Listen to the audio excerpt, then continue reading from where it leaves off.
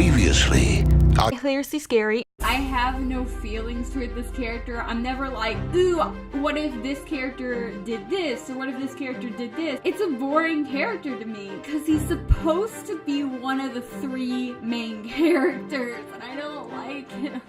Greetings, viewer. It is I, Hilariously Scary, and I'm here today with the Valentine's Day video that nobody asked for in March. So today, as you can tell from the title, is obviously a how-to guide about falling in love with your OCs for lonely people. No. Actually, this is a follow-up video to the video I made, I don't know, maybe like a year ago? I probably should have checked. It's called Developing Characters You Don't Like, where I talked about how I didn't really like my OC Lucid. Not that I hated him, I found his character very boring. You saw the recap. You know what I'm talking about. So, update, I no longer feel that way about my OC Lucid. He's actually one of my favorite characters now. So, problem solved, I guess. This is a drawing of Lucid, in case you couldn't tell. Gosh darn, why am I so awkward? Oh, and today is his birthday. Well, not today, yesterday, today-ish. His birthday is February 29th, so it isn't going to be his birthday this year, but I'm celebrating it today, the 28th, when I'm recording this, but you won't see this until March, probably. So, kind of his birthday. I'm drawing this for his birthday. The character Lucid has developed quite a bit since the last time you saw him. So the whole part about his twin brother is no longer canon, and he's still like a cinnamon bun and a pushover, but he's also like a secret leader. But none of these character traits that I made changes about him, is really why he became one of my favorite characters and how I quote-unquote fell in love with his character. It was actually an interesting thing that I didn't really consider, which is instead of trying to make a backstory for him or try to give him more character traits, I started writing scenes for him interacting with other characters. And just the act of him being a more active part of the story and actually having like quantifiable things that he does in the story somehow made me like him more. I'm not sure how many people are familiar with the concept of active versus passive protagonist, but it's basically when the main character is the one instigating all the action in a story versus the action is kind of happening to the characters.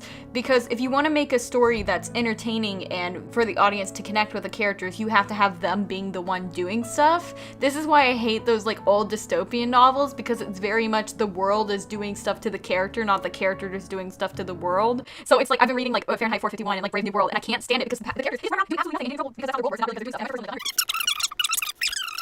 I'm getting off track. Basically, so you have a story about a character and a cookie. If the character is an active protagonist, the character will eat the cookie. If the character is a passive character, the character will have the cookie thrown at them. Does that make sense? So that's why I always like Desponia more than Paradox and Lucid, because Desponia was always the one who was like, let's go on these adventures, let's do this, and Lucid and Paradox were always just kind of tagging along. And that's also why whenever I introduce adventure into the trio to make it a quadrant? I don't know. That I liked him better because I created him as a foil to Desponia, so Desponia would be like, let's do this, and Adventure would be like, let's not.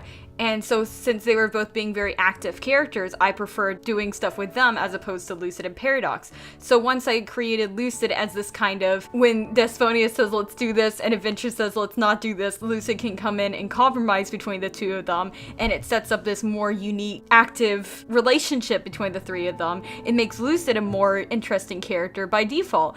And I actually ended up giving him a very important part of the story, and just that one little action where I was like, oh, what if Lucid did this, had a chain reaction, and it was like, oh, if Lucid does this, then he can do this, and then if he does this, he can do this. And then that led me to being interested in Lucid and really loving his character and drawing him all the time and like thinking of things that he could do and him interacting with other characters, which improved on his active state in the story and made him even more interesting. It all accumulated when I was drawing. I was like, oh, I want to draw all my favorite boy characters of mine, and Lucid was actually one that I drew, and I was like, oh my gosh, can you imagine that like just like a year or however long ago I made the video, I was like, this character is really boring and I just don't really like him, and it went to, this is my favorite character. Now, I'm not saying that this is the fix-all solution to everybody who has boring characters that they want to like, but I think that this is possibly one way to fall in love with your characters, so to speak. If you are personally struggling with not really liking one of your characters, this is something that worked for me, so I guess you could try it out too. I just really love this character now.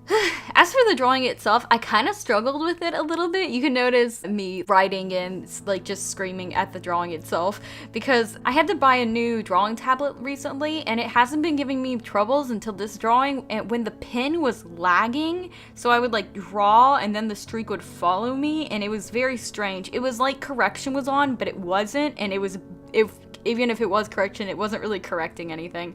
So I was struggling with that a little bit, and I couldn't really get the face to look right, but I think the shading is really cool, but I also couldn't get the shading to look quite right. I think that I messed up on the line art. Like, I was being really experimental with the line art, but I think I went a little bit too far with my experimentation, and it ended up just looking weird. I feel like it's especially annoying though, because this piece is like almost there, where whatever there is, I feel like it's almost there, but just falls short. And so it's like, well, it's certainly better than the last time that I drew Lucid though, so I can't really complain.